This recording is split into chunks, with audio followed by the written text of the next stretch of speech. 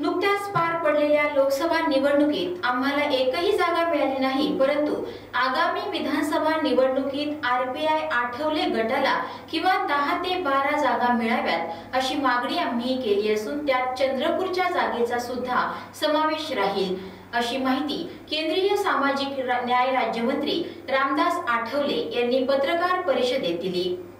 आगामी विधानसभा निवडणूक आणि विविध विकास कामांच्या आढाव्याबाबत केंद्रीय सामाजिक न्याय राज्यमंत्री रामदास आठवले रविवारी चंद्रपूर येथे आले होते।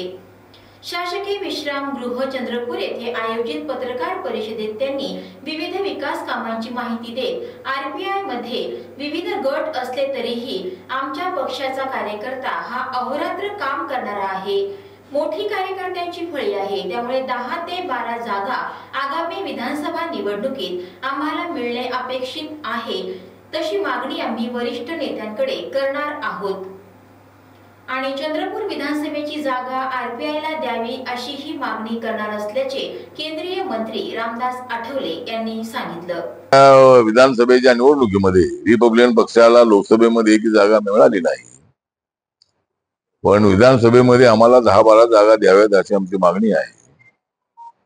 आणि रिपब्लिकन पक्ष हा छोटा पक्ष असला तरी बॅलन्सिंग पॉवर असणारा पक्ष आहे आणि मी ज्यांच्यासोबत राहिलेलो आहे त्यांना सत्ता मिळालेली आहे, मी ज्यांच्या विरोधामध्ये गेलेलो आहे त्यांना सत्तेच्या बाहेर यावं लागलेलं आहे। त्यामुळे आरपीआय मध्ये गट असले तरी माझा गट हा ग्रासरूटवर काम करणारा आहे, कार्यकर्त्यांची एक मजबूत फळी असणारा माझा ग्रुप आहे। गरीब कार्यकर्ते आहेत पण ते प्रामाणिक इमानदार कार्यकर्ते आहेत, त्यामुळं आम्हाला एक 10-12 जागा द्याव्यात।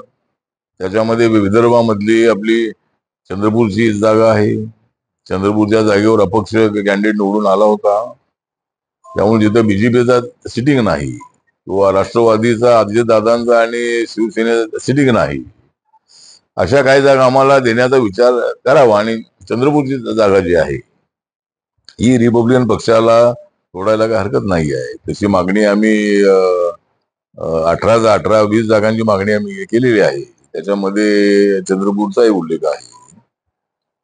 तर आणि